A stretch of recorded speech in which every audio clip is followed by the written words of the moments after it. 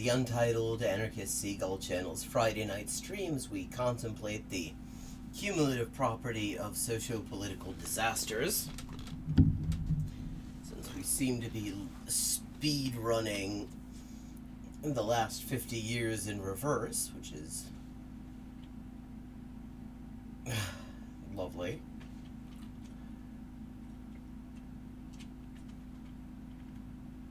And it's really nice of the pro-choice NGOs that have really dominated any kind of abortion rights related politics for my entire lifetime practically, to remind us why they absolutely should not be leading the struggle to get abortion rights back.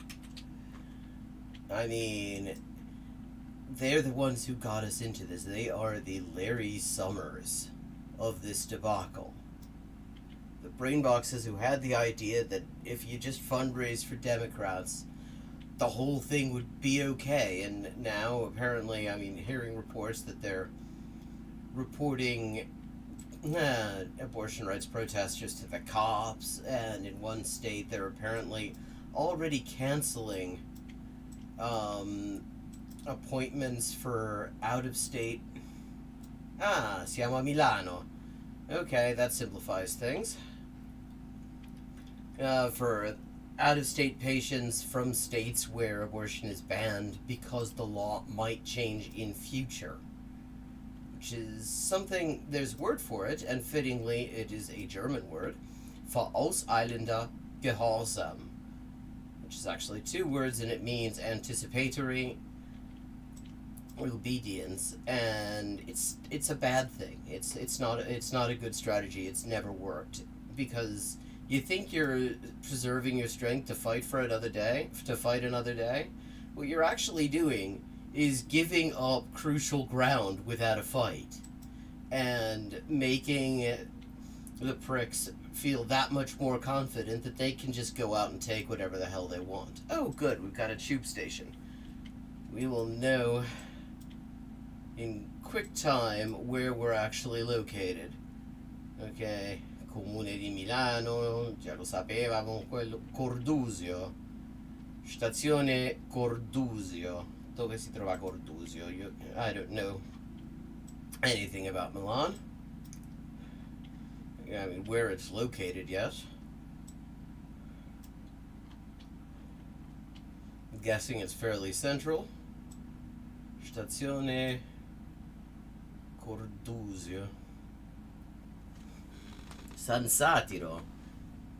There's a patron saint of satire?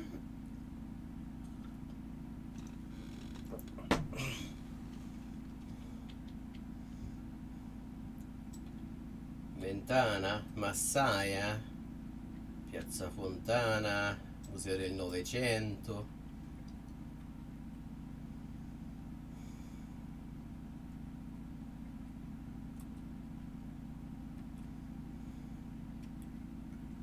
Giudice di pace.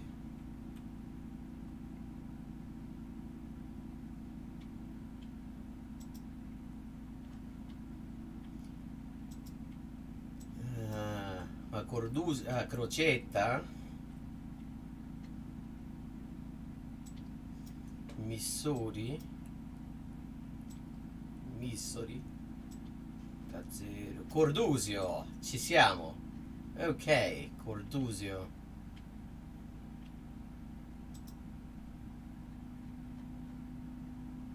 Okay, that was a piece of piss. Really good. That's practically bullseye in the middle of central Milano.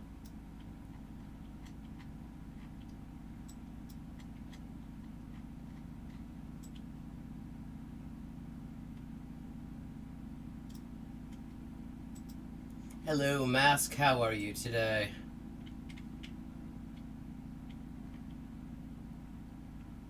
Basilica di Sant'Ambrogio, Porta Venezia.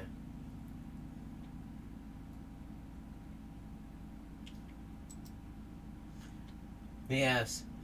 This one is easily the easiest that I've had in a bit. Okay, hold on. So, Basilica di Sant'Ambrogio, Messori. città studi.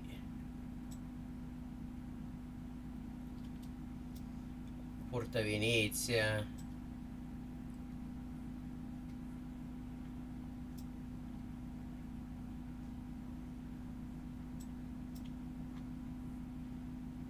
San Babila.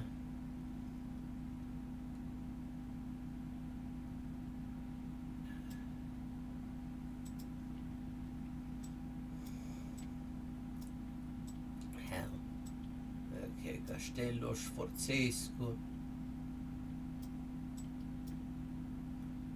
Lampugnà, Cagnò.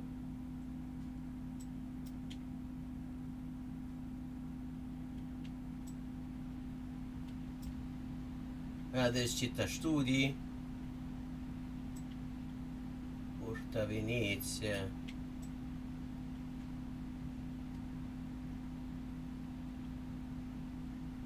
Cazzo. Lorenzo Maggiore.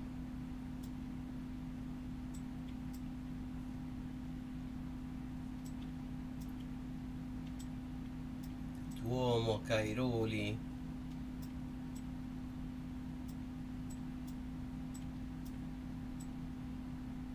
Conciliazione, Pagano.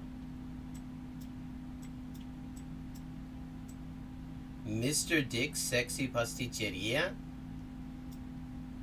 Okay. Milano, you to you. Porta Romana. Tib. Corvetto, Porto di Mare. Hell, I think I'm actually going the wrong direction. Let me see. Cairoli. Ah, okay. Cordusio is just short of Cairoli. I missed it.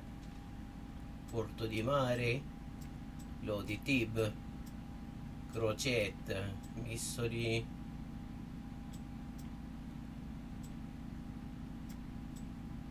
Cordusio, ci siamo. There we are.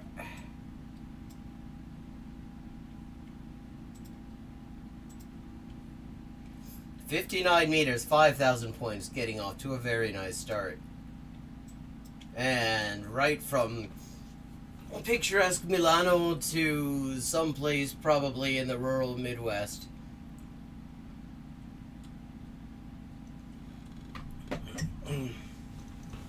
Of someplace. Don't know about those signs there.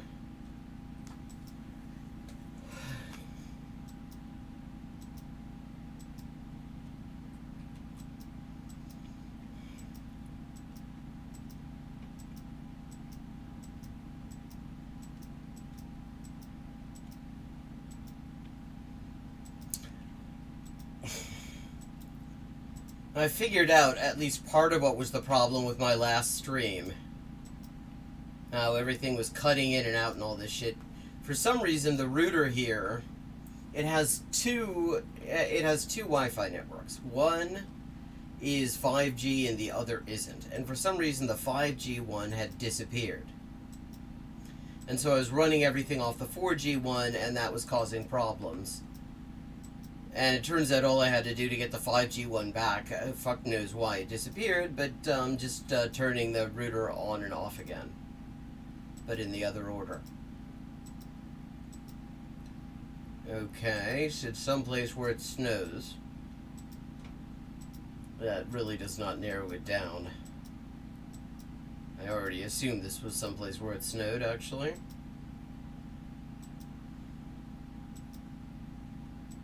We gonna get anything more than that? Maybe some signs? Oh, hey, a street sign. 95th Street South, okay. That's looking fairly... That's North America. That much we can be fairly certain of. And 375th West. Okay. That is the highest numbered street I've seen in a bit.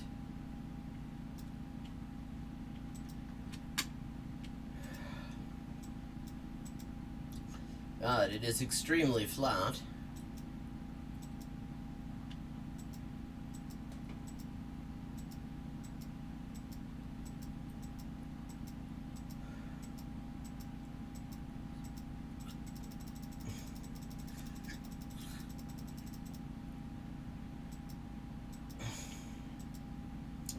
Yeah, I mean, this is as flat as Saskatchewan. Which I have to say, of all the bits of Canada you see when you take the train from Toronto to Vancouver, you really do not lose anything by just saving up all your sleep to do when you cross into Saskatchewan. Because what you see on the train, I'm not going to judge the rest of this province, which is huge, and I'm sure there's some very nice places someplace in it, but it's just boring as shit. It's just Indiana, except it's Indiana that goes on for a day and a half.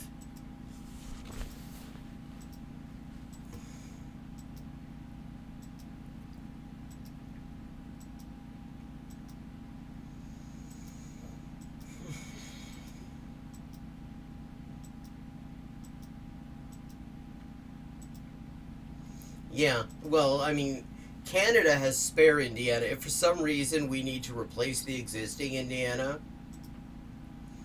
Canada has Indiana for days.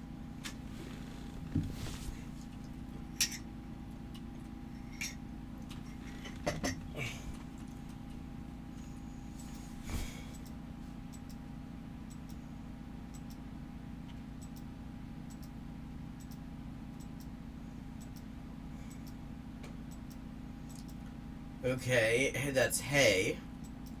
That doesn't actually help me either. Hello.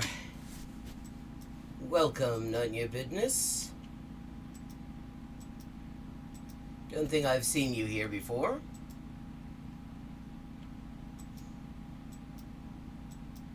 Thank you for joining us. We are in some remarkably flat place.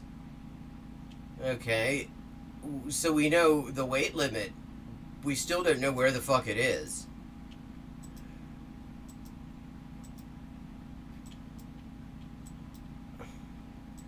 Those stripy signs, I don't feel like I've seen those in the US before. I don't even know what they're actually for.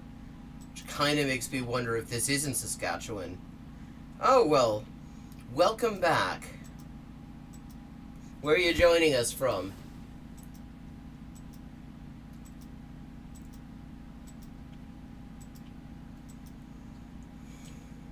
More fucking hay. That's very informative hay.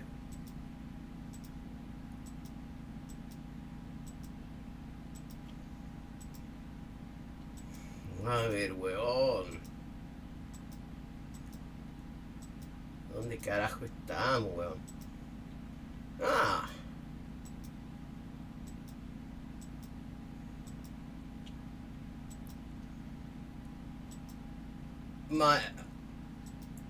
My only experiences in Florida are horrible things happening in airports.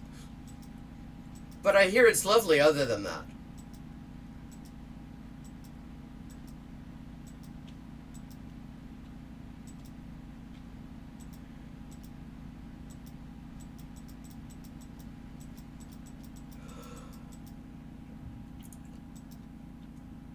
Yeah, there's nothing like quite like getting off of the flight from Lima to Miami and immediately getting selected into the customs red line thorough luggage search aisle, and then nobody knows why, and you just sort of stand there, and there's this wonderful, very welcoming sign on the table that says, "Do not ask us to help you lift your baggage," which, I mean, just lovely people.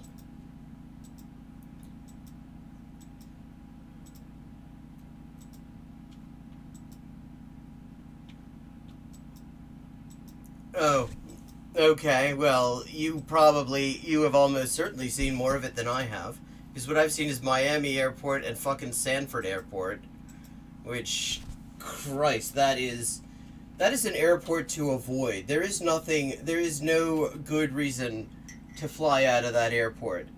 For one thing, because a lot of the connections are Allegiant, and if you look up Allegiant, what you find is stories about shit falling off of their airplanes in mid-flight. I mean, which actually kind of a version of that happened on the flight I was on. We get up to about Jacksonville, and then they're like, "Yeah, hi, this is your captain speaking. We're actually turning around right now because there's sort of this hissing sound coming out of the main cabin door. The instruments all say it's okay, but we want to be sure about it, so we're returning to Sanford." And it's like, oh, so basically we're depressurizing, and this is your nice way of saying it. Ah. But at least you can beat the gas price crisis because you could just get it right out of the water. Since they never really finished cleaning up the fucking Deepwater Horizon disaster properly. Yeah, like seriously, you look at Allegiant. See, which I did. I had time for it because I had 8 hours in Sanford, and there's nothing to eat there, I should note. But so my mom, since I was coming to see her, she wants my itinerary. So I send her the itinerary, and it says Allegiant on it, which I didn't realize because what I thought I was booking was something called Frontier, which I'd never heard of either. But apparently when you book Frontier, a lot of the time it's Allegiant doing the flying, and when you Google Allegiant, it's literally like engines falling off.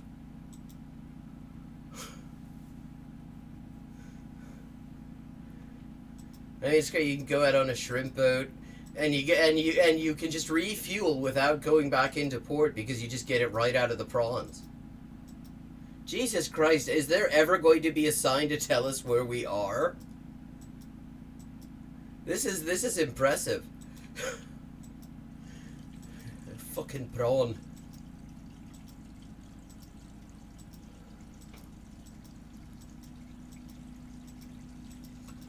Oh, come on.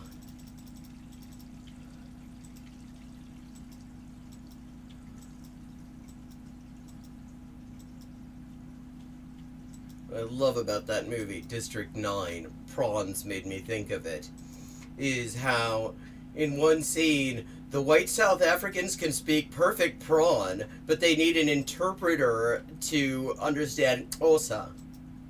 And it's like, yeah, that sounds about right.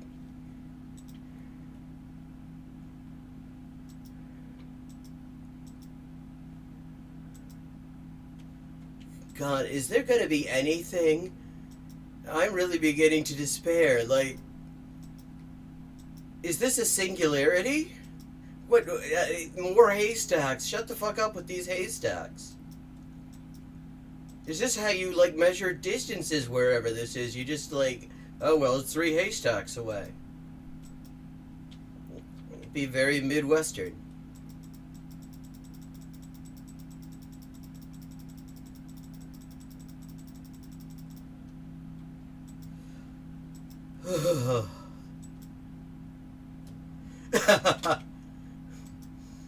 That was good. 95th and 375th. God, they're not going to give us anything more than that? This is like... it's been a while since I've had one where I've gone this far. It must be like at least 3-4 kilometers by now. And not seen any actual clearly identifying indication.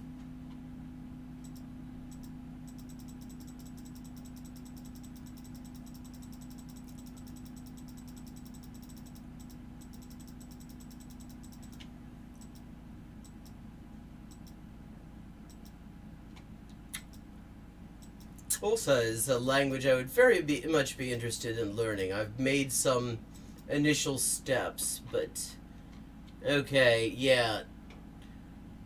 Okay, this is definitely North America, as if there were any doubt. Wait a second. Is that... okay. Can anyone make that out over here that says... is that Michigan? Let me see if I can get in closer. No, I can't. Unless... no, Illinois. Moline, Illinois. Well, thank you, person's fucking John Deere mailbox. I Hope that's actually correct. Or is that just because that's where John Deere is made?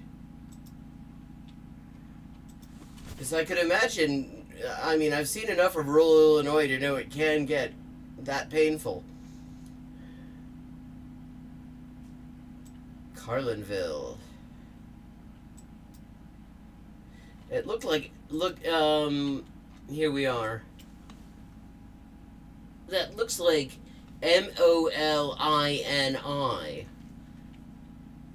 but it's kind of blurry. And on this side, you can't fucking see it.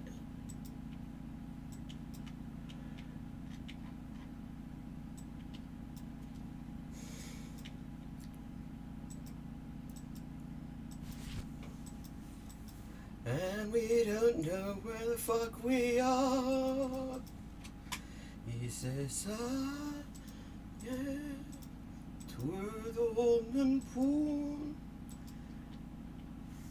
Oh, well, let's see. Where is Moline, assuming that it is that? Do you know?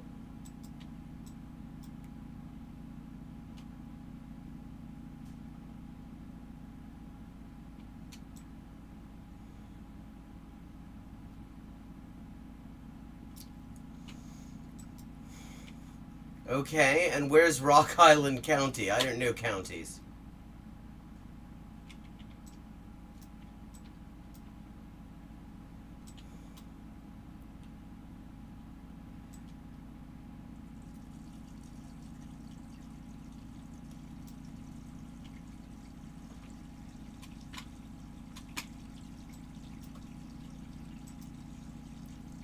Ah, okay. Ah, Beardstown. An entire town specializing in providing escorts for closet cases.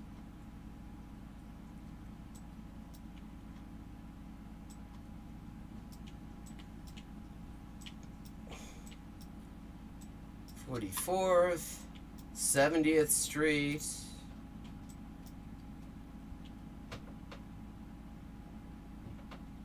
Ah, fuck it. We've spent way too much time on this aesthetically unrewarding area.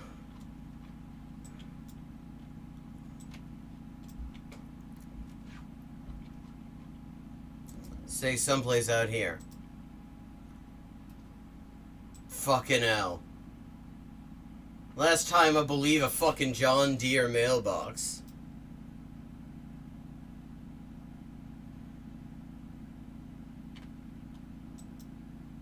Those John Deere mailboxes are there to throw you off. It's John Deere's red herring service. It's fucking Kansas. I mean, that shouldn't surprise me all that much. Okay, this looks kind of Scandinavian, I have to say.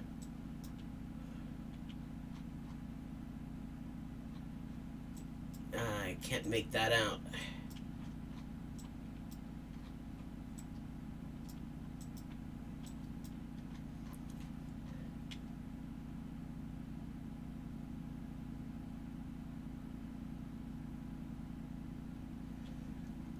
Could be Finland.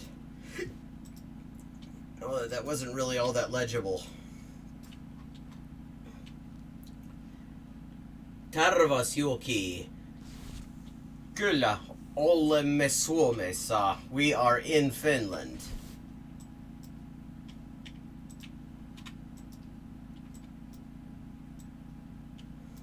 This looks like the part of Finland where, like, fucking gnomes live.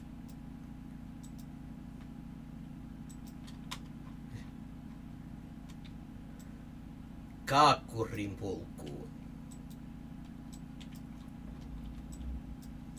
Okay, we are someplace in Finland.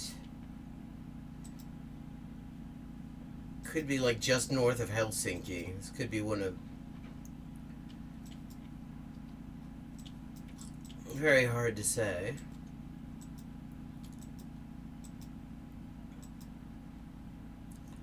Wait, okay, so there isn't...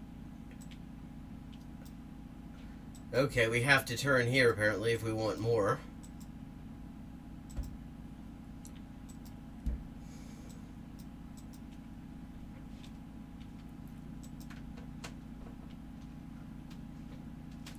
Raswan rinne. Vainon polku. Polku.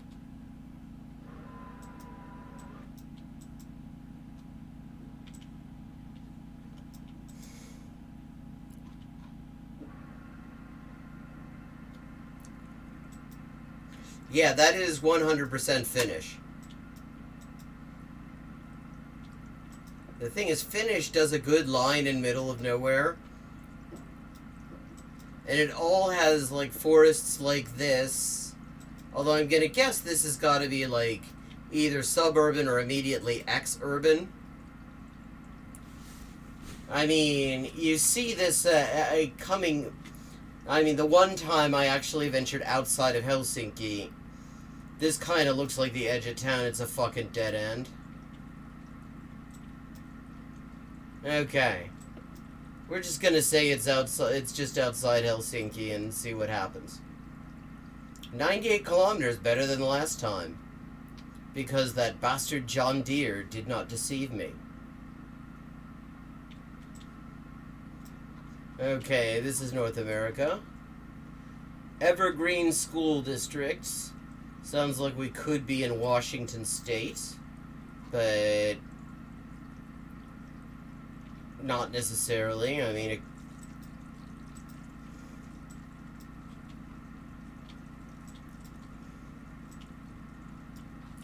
hold on. Evergreen Transit Center. That transit center is good no matter when you visit it. C-Tran. That sounds like somebody decided to merge Fortran and C.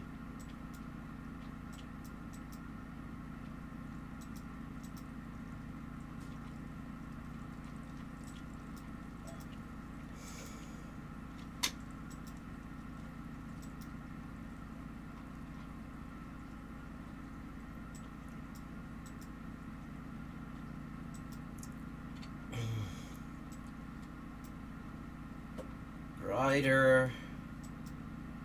That means absolutely nothing. Northeast 138th. We're continuing the theme of streets with triple-digit numbers.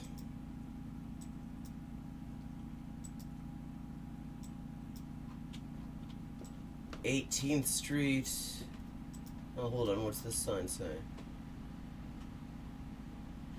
Pacific Northwest's. I believe that's PNW's, although there's something like sort of stuck over it. Largest garage sale.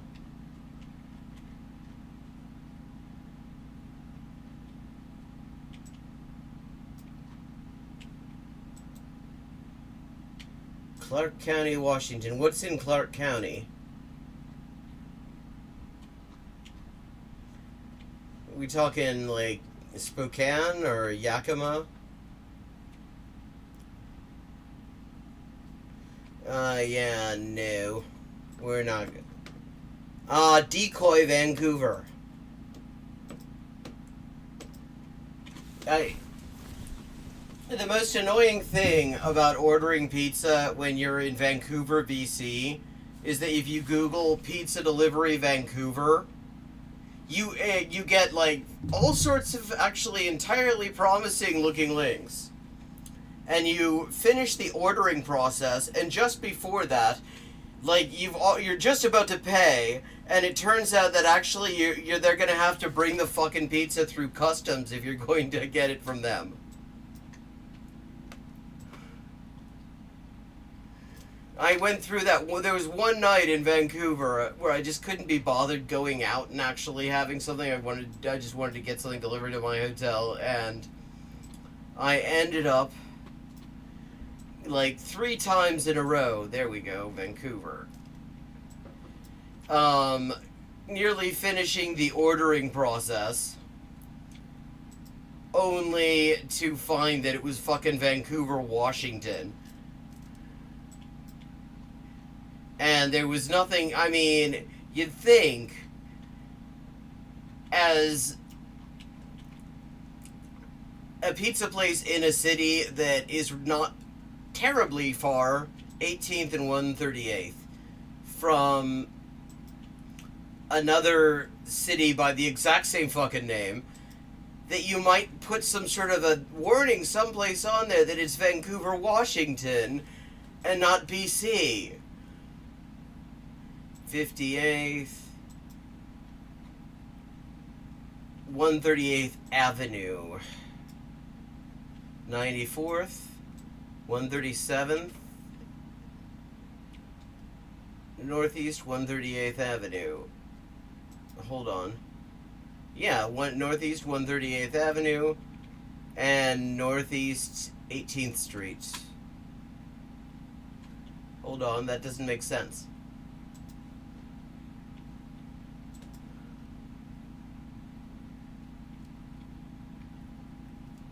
How does that even work? Where's 18th Street?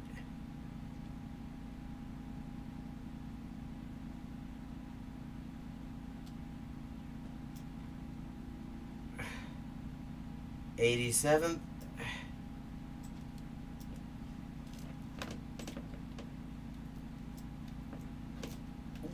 What the fuck kind of street numbering system is this, where the streets just sort of pick up, go nowhere, and then start again?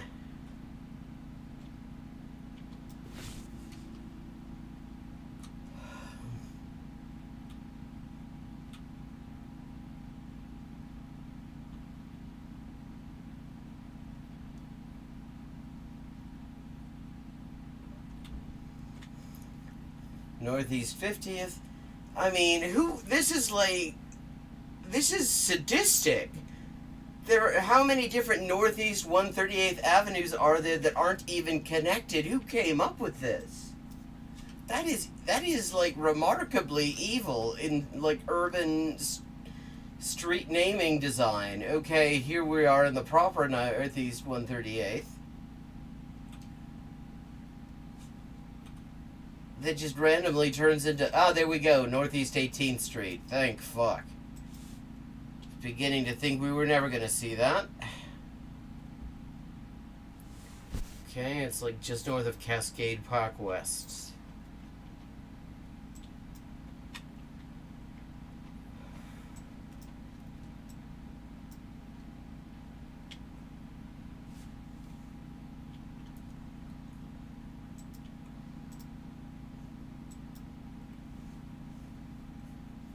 Okay, 49.99, 334 meters away, not too bad.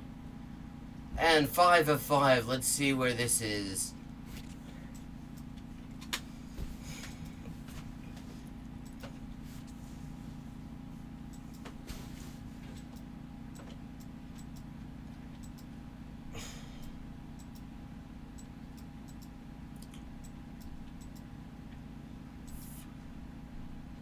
Yeah, I'm not thinking US either.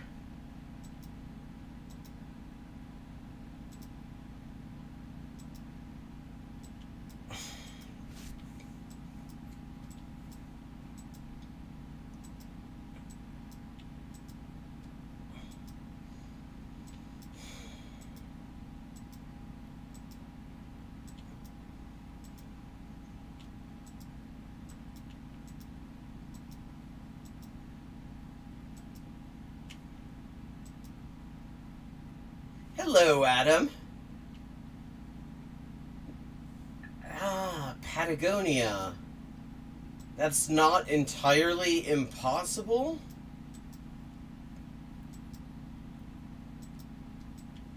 Although, let's hope not, because that's huge. Patagonia is massive.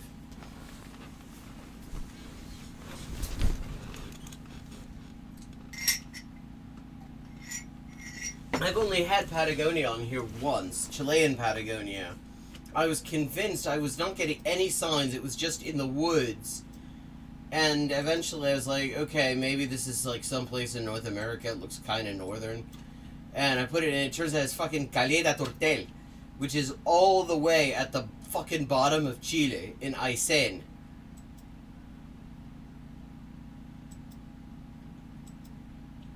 I'm still waiting to see some signage. So far, it's just trees. Lots of them. And now my tea's cold.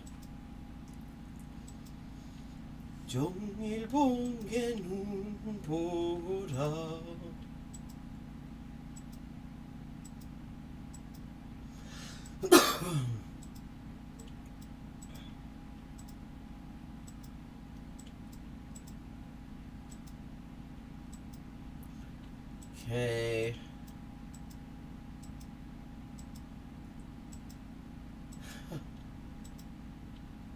This is a lot prettier than the last signpostless stretch of two-lane road that we were on.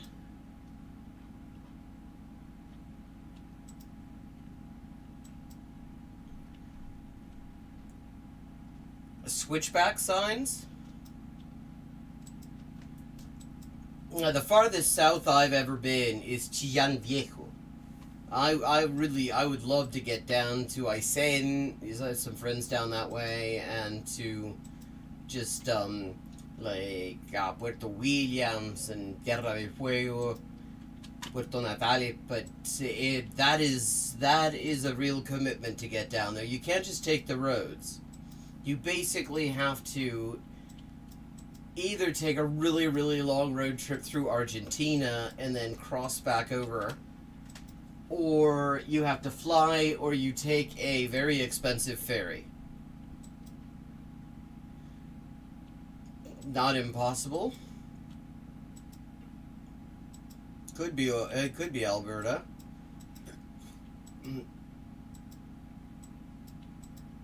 Although this bridge doesn't look Canadian to me. Actually, that is Greek. We're in Greece.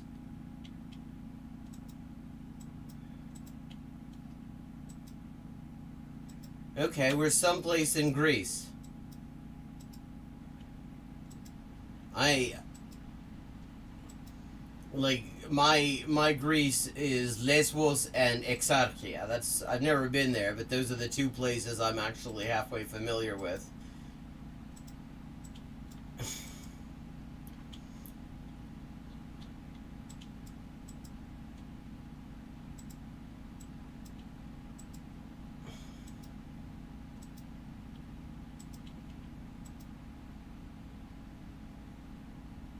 Yeah. Well, I mean, it is, I think, a 2-day, 3-day journey, and some of the most striking maritime scenery there is. I mean, all the fucking fjords, and the millions of little islands that are hanging off of Chile. I mean, it would be absolute, I would love to do that sometime, just to check that out.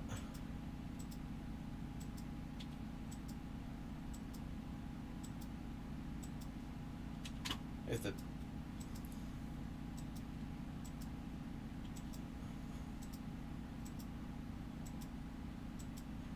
and Aysén, which is a little bit to the north of that, has actually some pretty amazing movement history.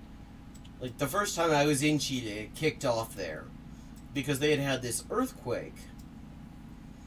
I mean, and a tsunami and all sorts of shit, and everything was wrecked. And the government decided that this was the best time to... The trick with Geoguessr is just little observational things and the language. If you can do the language, you don't have to have been very many places. And you don't even need to speak it. Like, I have my Greek is abysmal. But, so the government decided this was a great time not to give them any kind of aid, but to give their fishing rights, because these are fishing communities. They live off of artisanal fishing,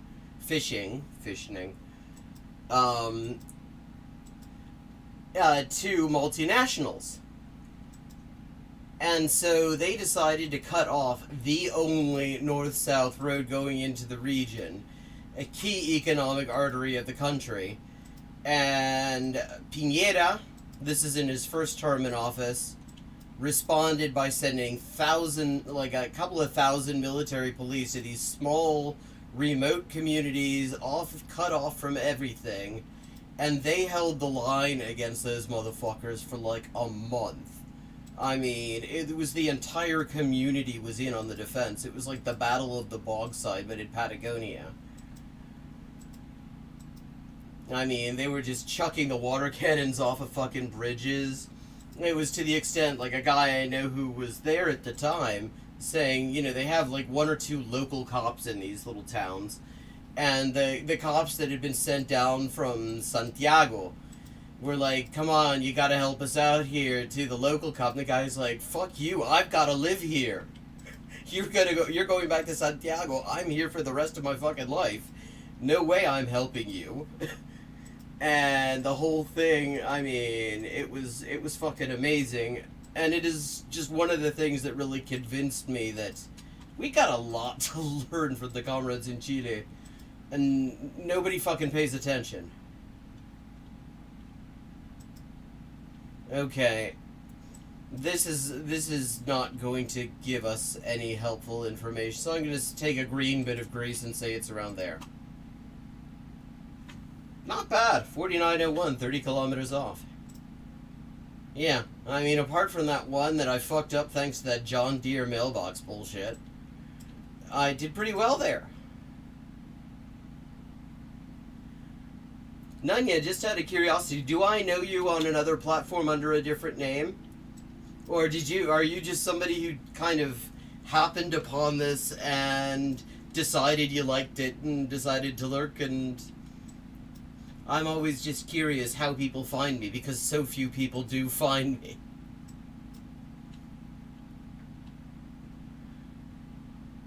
Okay. We have come to that part of the evening where we look at assholes. This is where we do our, make our contribution to the rapidly advancing world of online proctology. Let's see what options we've got. First of all, where the hell's chat? Oh, well, that's cool. I'm glad. Yeah, I mean, South America, apart from everything else, I mean, there's just a lot of brilliant shit there. I mean, I really love Argentina. I mean, not that I've seen much. I've seen Uspallata, I've seen Mendoza, and I've seen a whole bunch of Buenos Aires, and I fucking love Buenos Aires. Okay, let's see. We've got some Tim Fool here. We've got Lauren Chen trying to explain Lord of the Flies by William Golding. That'll be fun. We've got Matt Walsh on PragerU, explaining how to be transmisogynist. Oh, okay. I will have to admit, I've never actually read it. Though I have read enough that I have some basic sense of, I read Golding explaining what the whole thing was supposed to be about. Okay, we'll do Lauren Chen on Lord of the Flies.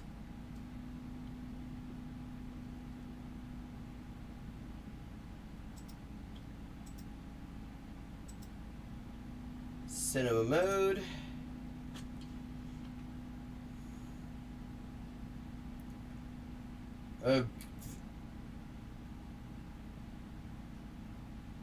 Okay, Michael Knowles.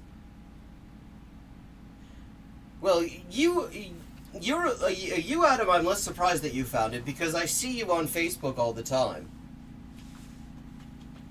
Your name was familiar to me immediately. So, yeah, I've seen you in threads and stuff. Okay, so who is this Michael Knowles?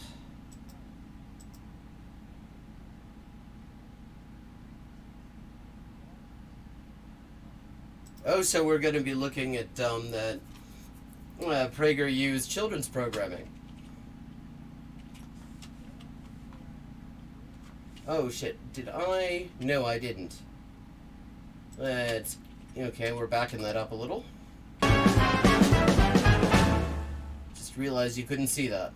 I couldn't hear it, rather. Today on the book club, we will weep for the end of innocence, the darkness of man's heart, and the fall through the air of the true wise friend called Piggy. But first, Dallas Baptist University is a comprehensive...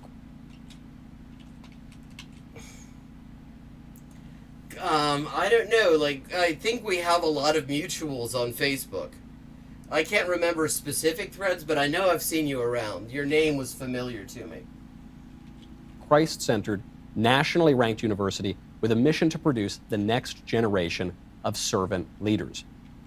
Nationally ranked that is such a useful statement because, technically I am an internationally ranked chess player. I have a rank on chess.com. I think I'm the number 82,000 something or other by rating. Oh, well, thank you for thank you for popping by. Thank you for joining the chat, and I will be back tomorrow, same time again. Love to see you again. Sleep well. Hope work isn't too bad. I'm an internationally ranked chess player at my number 82,000 something or other on chess.com. So there's so many fucking rankings. It is absolutely the most meaningless thing ever. DBU graduates are men and women of a deep faith who strive to reflect the values of genuine patriotism. They can be found leading in the classrooms, in the courtrooms, in boardrooms, and beyond. Yes, and probably where you see them, you probably don't want to stay long. All throughout our country and around the world. To learn more about the value of a DBU education and how you or your student may be eligible to receive a $1,000 scholarship. Aw, thank you. I appreciate you saying so. Well, have a good night. I hope to see you again soon. Visit prageru.com/DBU.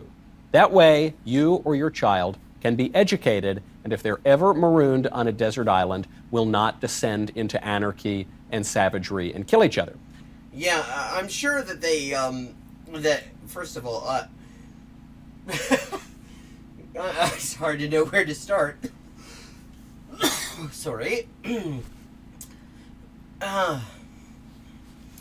Because on the one hand, I seriously doubt that any of the skills you need if you were marooned on a desert island are taught at DBU. In fact, I doubt that very many of the skills you need for anything else are taught there. But The Lord of the Flies is about specifically how these kids put their fucking patrician right-wing education into action when they're the only ones around. I think you can say 100% that this prick doesn't know what anarchy is. Here to help me describe that particular phenomenon is my friend Lauren Chen as we go through William Golding's Lord of the Flies. Lauren, thank you for being here. Thank you for having me. I'm so excited to talk about this book. I had not read this book since I was the age of the kids in this book. I was probably in 7th grade the last time I read it. One interesting thing to know, this is one of the most, at least I remember this being very frequently on lists of the most banned books. In fact, that is the first place I ever heard of Lord of the Flies was because it was on one of those lists of the most banned books. So it's actually kind of interesting, since it would be people like this who'd be banning it, that now they feel compelled to acknowledge it. And it's a very, very good book. Can you, in 60 seconds or so, just summarize what goes on? Sure, happy to. So Lord of the Flies tells the story of a group of British schoolboys who, in the midst of a nuclear war, end up stranded on a deserted island. And the boys quickly elect this one character, Ralph, to be their leader. And he's very much symbolic of civilization, rules, and order. He wants to establish day-to-day goings-on the island. See, and all of this is very much to do with the British public school system, where you have these prefects and you have head boy or head girl, and all sorts of fucked up shit happens within that context. And make sure that they can actually get rescued. things quickly go south, mainly due to the fact that this other boy, Jack, would rather focus on the more primal elements of living on this island. So he's leading a group of what he calls the hunters, who are the other choir boys, and quickly these two different factions, who kind of represent the civilized versus uncivilized versions of ourselves, they come to deadly blows, and eventually, after death, destruction, and almost burning down the island, this group is only ended up they're eventually rescued by the military, who happens upon them. Yes, so you mentioned in the beginning something that a lot of people forget about when they go over this book, which is the entire context for it. You've got the airplane flying in with these kids, something... People who've actually read Lord of the Flies, do chime in chat if there's something to remark on that I'm missing, because I haven't actually read it. Goes wrong in the airplane, the plane crashes, the kids end up on the island, there's no grown-ups. Wait, you saying that nobody mentions this context? This is the context that I knew. I've never read the fucking thing, because this is literally the only thing that, the main thing people point out about it. This is like, if you ask somebody what the book is about, this is what they tell you. And they say at the beginning, if only there were grown-ups, if only there were adults, then we could take care of ourselves. But as you point out, the only reason the kids were on the airplane in the first place is there's a nuclear war going on. The grown-ups blew themselves up too. They probably wouldn't have done any better than the kids. Right, and that's what really interests me. And again, that would be specifically the sort of grown-ups who come out of fucking these elite school systems like the ones these kids are in. About this book, because I remember when I was first reading it, I was probably 12 or 13 or something. It was very much painted as, on a deserted island, we are uncivilized. That's the primal nature of the man versus what we are in society. But I think, like you, that Golding actually had a very different interpretation. And don't forget, he is someone. You don't need to think what Golding's interpretation was. He told us what his interpretation was. What did he let me see. Here we go. William Golding. What Lord of the Flies is really about. My father distrusted simple judgments. Okay. But he did say his novel was about the importance of the rule of law and the complexity. Okay, this is from his daughter.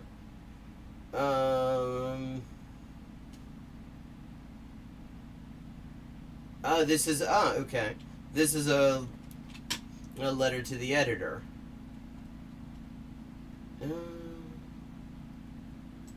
No, this isn't what I was looking for, because I know he actually very specifically said some things on the subject.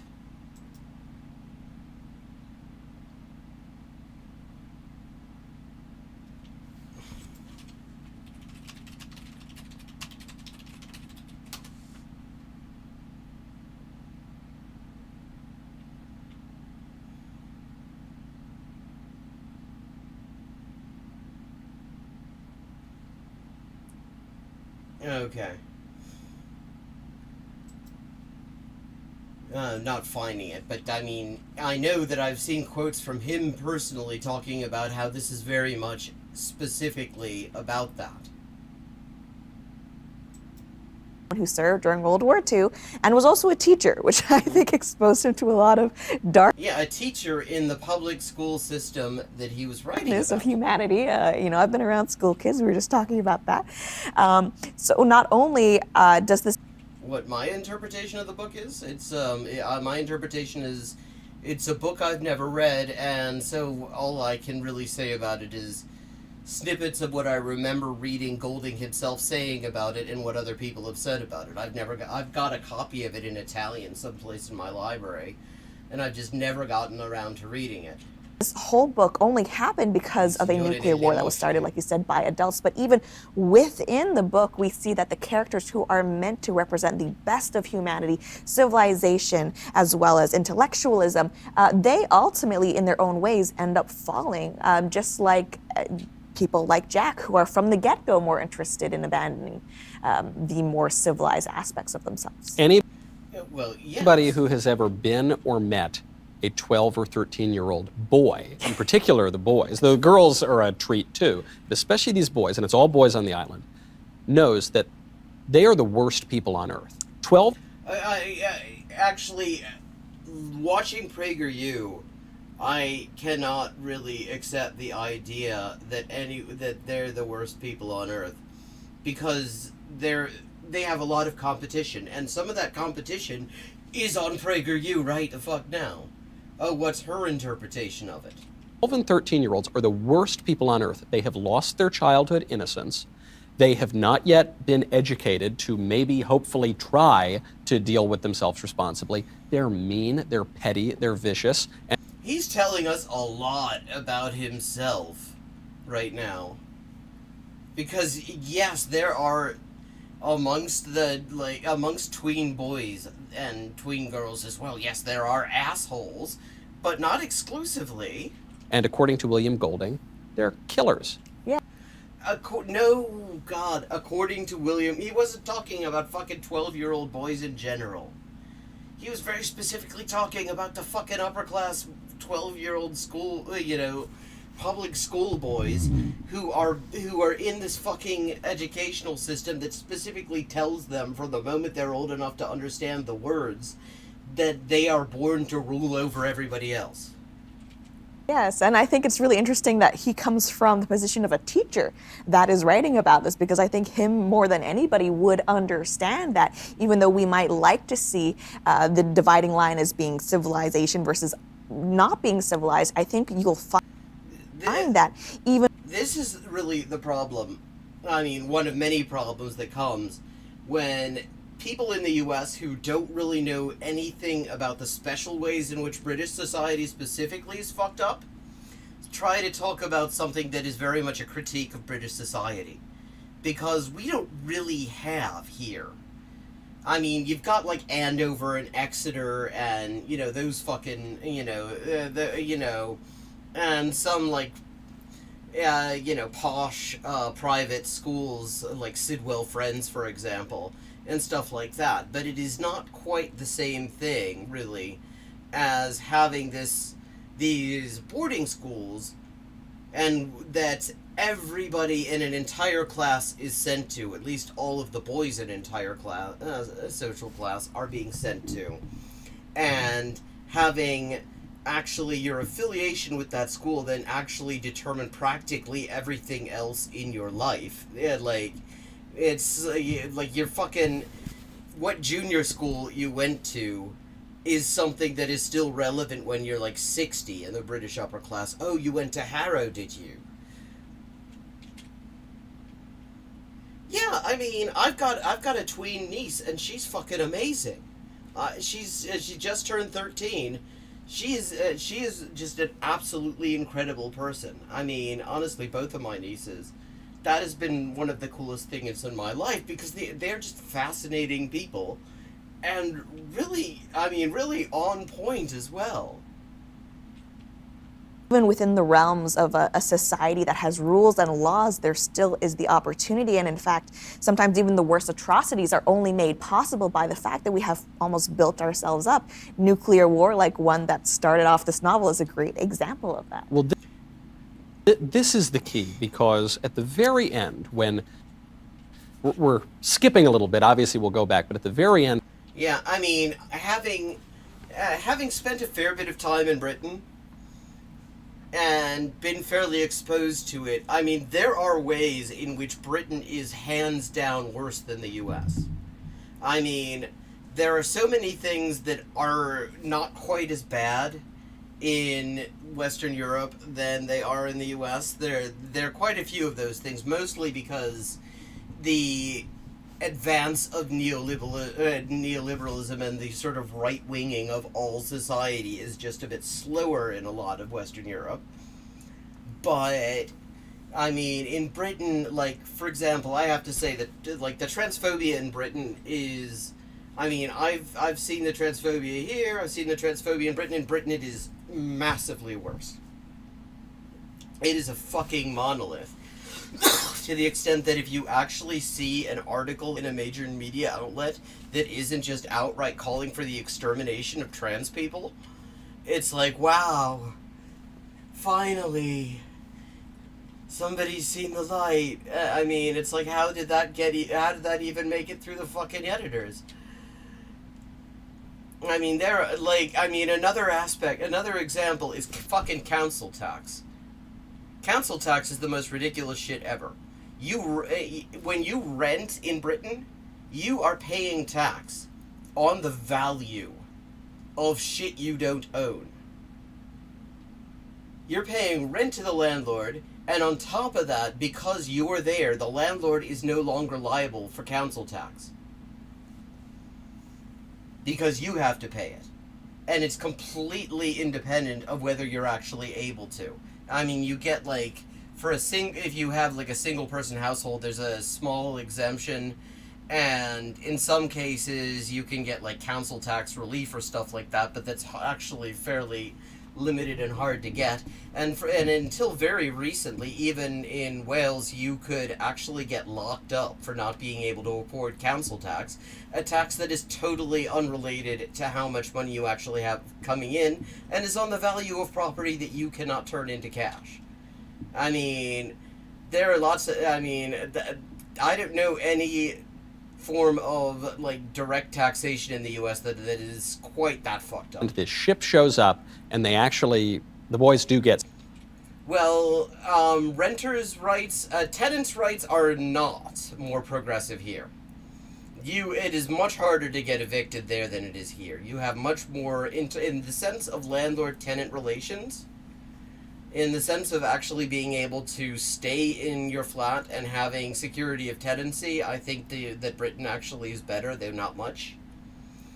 I mean, although that varies. Like in Ohio, the fucking courts that handle evictions here don't even follow the law. They've just made up their own procedure, which has nothing to do with the state statutes.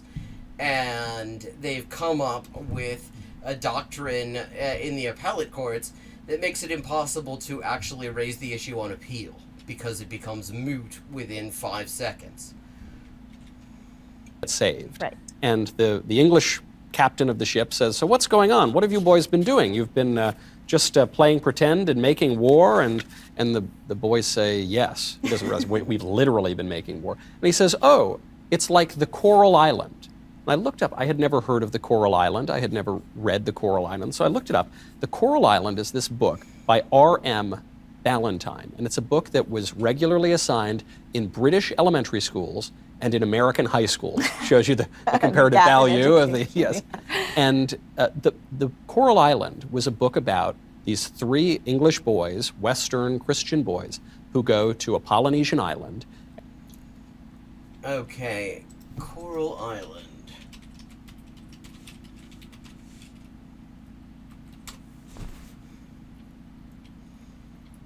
By Scottish author R.M. Ballantyne. Okay.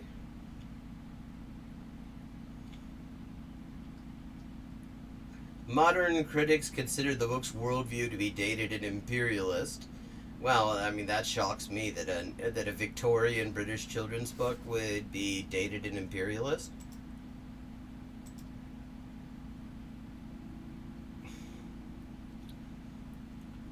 Plenty of gore and violence meant to titillate his juvenile readership. Yeah, I'm thinking that's how it ends up being on the high school reading list here when it shows up.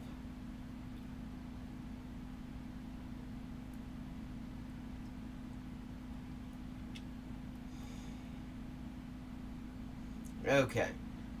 It's a first-person narrative from the perspective of 15-year-old Ralph Rover, one of 3 boys shipwrecked on the coral reef of a large but uninhabited Polynesian island. Okay, so already we've got some terra nullius going on.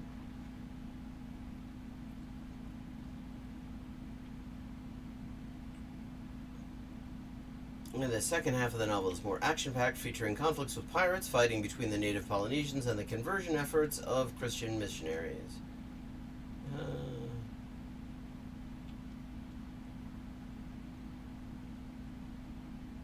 Okay.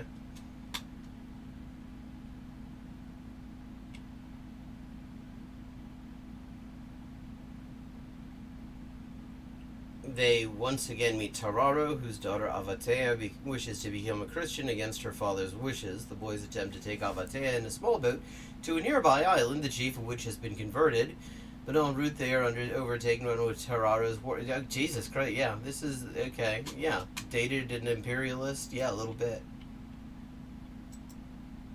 And the island is full of these uncivilized savage tribes that kill wow. Speaking of imperialist and racist and stuff, each other and eat each other and do all sorts of uncivilized, terrible things. And then the boys bring civilization to them. Oh, fuck off. Oh, yeah. This... Yeah. Although it seems like, apparently, at least from that, I had never heard of this book. It appears that it's fallen out of favor somewhat, but I wouldn't be surprised if this government... I mean, they're trying to bring lots of stuff into favor. I mean, one of their, like, long-term projects has been trying to, like, romanticize World War I. The war that, I mean, for quite a long time nobody would touch, because pretty much everybody who came back from that war immediately decided that it was absolutely the most pointless shit ever. And the tribes are civilized, and this is a happy ending. And this book that Golding wrote is in a way the inverse of that book. Right. The first book, The Coral Island, was written in the 19th century. We're talking about the height of the British Empire, the Victorian age. You've got a Western civilization that's really proud of itself, very confident. And genocidal. In what it believes. This book, The Lord of the Flies, was written just after the Second World War. In fact, a review of it in The Guardian when it came out said the book could not have been written before the horrors of Nazi Europe, the horrors of the Second World War. That while the Coral Island shows evil as something that is... Yeah, which is interesting because, they're sort of displacing the horrors, because he's specifically situating this, Golding is situating this in the products of a British public school. The British elites on an island, and he explicitly relates this back to a happy little fucking imperialist fairy tale about some kids who show up on a Polynesian island and end up civilizing the natives and all this fucking shit. And I don't see anything on the class background of the kids in the Coral Island, but I wouldn't be surprised if it was specifically also upper class, because, I mean, just Victorian fiction is full of upper class protagonists. Proportional to their numbers in the population, they are massively overrepresented in Victorian fiction. So I wouldn't be surprised if it's also kids from, like, public school that they're talking about. But yeah, Golding specifically has the product of the British public school system, the fucking pride of the empire, that's supposed to, like, be instilling all these civilizing values and everything in all of its propaganda, because it does have amazing PR, immediately descend into just fucking barbarism. Yeah, exactly. They're called public schools because they're training these fucking rich kids and a few, I would have to say, in many ways, very unfortunate scholarship kids. I mean, because I think that actually being exposed to this system is kind of a misfortune. But yeah, I mean, they're called public schools essentially because you're supposed to rule over the public after you've completed your education within the system. Yeah, I mean, they are private schools. They're private schools that are paid for by tax money, it's worth noting. Like, in fact, if you die intestate in the Duchy of Cornwall, which fucking Charles Windsor owns, your worldly goods pass to the Duchy of Cornwall, i.e. Prince Charles's fucking pocket, and he spends it on charity, which is specifically these fucking rich boarding school asshole factories. external to us that we have to deal with. What Golding says in Lord of the Flies is that no, the evil lies within. Yeah, and I think it's interesting because comparing those two types of works, this is still a discussion that people are struggling with. Is man inherently good or is man inherently bad? Well, I mean, think I should not be all that surprised that PragerU is missing the point. I mean, this isn't even a special PragerU kind of point missing when it comes to this particular book, because people who don't understand the school system that this was meant to be about, and understand like the critique of the school system and those who have emerged from it, in Britain, simply are going to miss a whole lot of the critique that is in all sorts of works dealing with this school system. I mean, like, just to give another example of where you see this critique, you might not actually... I mean, the works of John le Carré, for example, actually are very much also a critique of that school system. It's sometimes very explicit, sometimes less so, in the sense that it's about a certain generation of MI6, where everybody went to these fucking schools, and assumed that everybody who went to those schools that came into MI6 was totally trustworthy, and then it turned out that actually quite a few of them had been recruited by the Soviet Union out of just pure ideological conviction in their university years, and were completely sabotaging MI6 for pretty much their entire careers, but nobody noticed until they'd been doing it for years, because they were all such jolly good chaps. They all went to the best schools.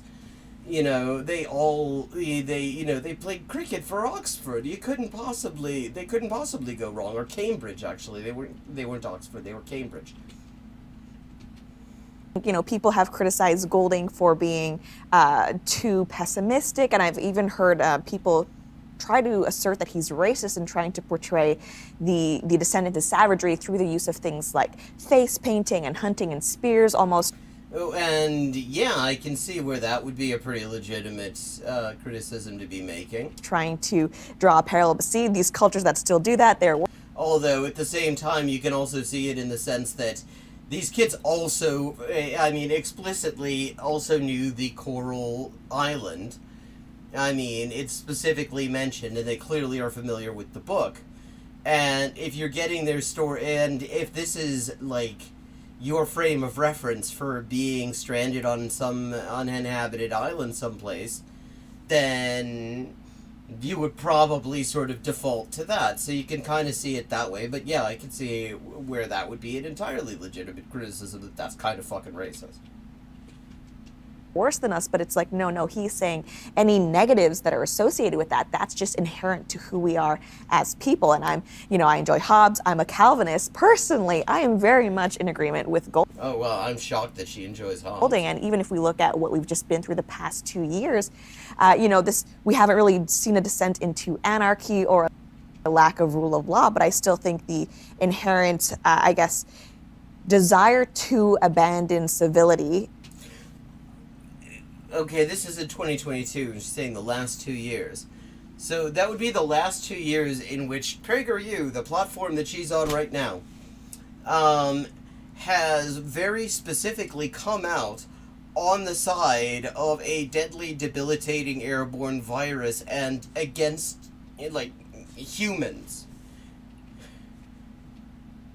But the dissent, the lack of civility. It's going to turn out that she's talking about fucking James Revenge or something like that. Because of our fear, that is still very much with us, and I think we just saw that play out with COVID. Sure. Well, you did see a lot of lawlessness over the last 2 years. That's true, yeah. You see it at the beginning of the...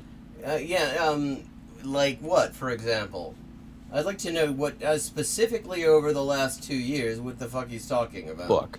You've got the leader, Ralph, who you mentioned. If you were saying since 2016, then it's pretty clear what he'd be talking about. But the last 2 years, I don't know what he'd be referring to exactly. It's Calvin and Hobbes. And he's got this sort of friend. It's a kid that the kid's fat and he's got asthma and he can't see without his glasses, and his name is Piggy. And he says, please, Ralph, whatever you do, don't tell the other kids what they used to call. It's right on the back of the book. They say they used to call me Piggy. And what does Ralph do? Mean little 12-year-old punk. He tells all the rest of the kids that he was called Piggy, and they all make fun of Piggy. But Piggy is really smart. Piggy says, this is a scientific world. Don't believe in ghosts. Don't believe in monsters. Believe in reason. Believe in the rule of law. He finds a conch shell, that you blow through on the beach. He says, this will be the symbol of leadership. Ralph, you will be the leader. And for a while, not for very long, but for a little while, the kids are behaving, and they're building huts, and they're exploring, and they're building the most important thing to them, which is the fire, the smoke signal, so that they can be discovered by a passing ship. But very quickly, everything breaks down, and they let the fire go out. Right, and I think it's important to note that the reason why the fire goes out, it's not just because they forgot or they were lazy, it's because they were actively pursuing, I think it's hunting, right? That other more primal instinct, which, obviously if you want to survive, you need to eat, but in this book, it's very much an allegory for that darker aspect of ourselves because of the way the boys engage in it. It's violent, and you can see that there are several times throughout the book where they almost act out. Yeah, this is Lauren Chen, incidentally. She's fucking horrible. The people, you can be you could be quite certain that anyone who's on PragerU as a guest, when you look them up, they have said some seriously awful shit. Lauren Chen is certainly not an exception. They bring these people on, and they get to, have these sort of, halfway presentable conversations a lot of the time, but you find them in other places and it's like fucking white nationalism and shit. Out these pig hunts as murders of other people, which they do end up doing to this one boy, Simon. Ironically, while he's trying to reason with them that there's no monster on the island, they, in their bloodlust, end up killing someone who is trying to present them with reason and logic. You bring up Simon. I think he's my favorite character in the whole book. So we've already got, for those who are tracking the characters, we've got Ralph. He's the leader. He's elected chief. Then you've got Jack, he's the hunter, who makes himself the rival chief. You've got poor little Piggy, who's just trying to be protected and call people back to reason. And you've got Simon, who's in a way the prophet or the priest of the island. Okay. After the hunters go and they kill this hog. Feeling like I'm not doing this justice simply because there's a very limited degree to which I can comment on this book, having not actually personally read it. They're so afraid of the ghosts, the beast, the evil that lurks, they believe, outside of themselves on the island, whenever the darkness comes, that they leave a sacrifice, literally an animal sacrifice, which is the head of the pig. Right, the Lord of the Flies. And the Lord of because all the flies come to the head of the pig on the spike.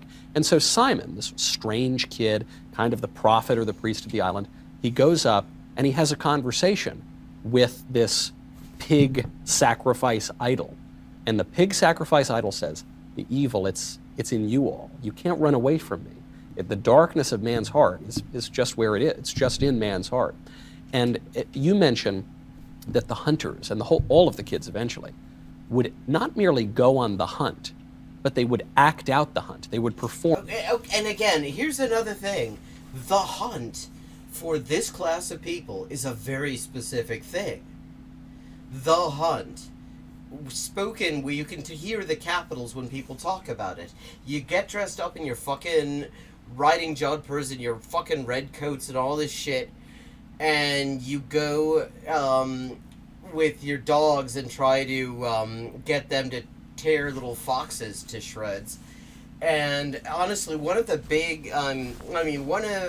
big concentration points of direct action in Britain over a long period of time, where you can actually huge overlap with the most successful strands of anti-fascist organizing in Britain, is what's called hunt saboteurs.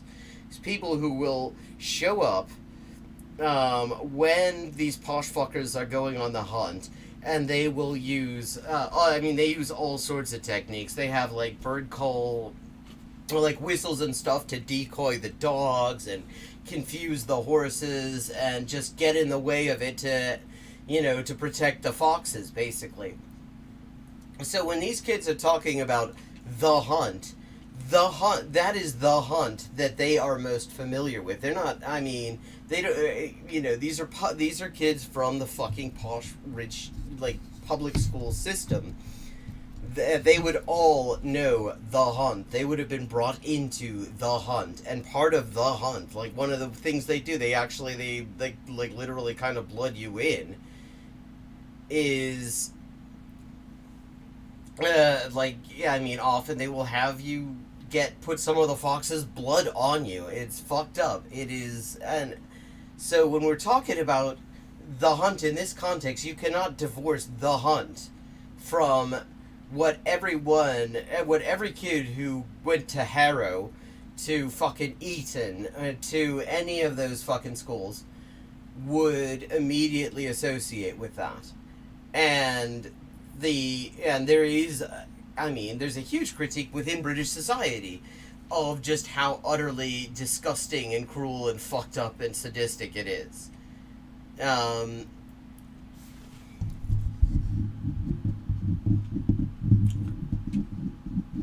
Okay, and with that, it is 1 a.m., so it is time to wrap up for tonight. Maybe we'll come back to this tomorrow, and I'll have done a little bit of homework. I wasn't really expecting that anyone was going to want to do this one, so I didn't prepare for this at all. But maybe if we continue with it tomorrow, I will have done some homework, or maybe we do something else. I will be back, same time, 11:30 p.m. to 1 a.m. Eastern Time.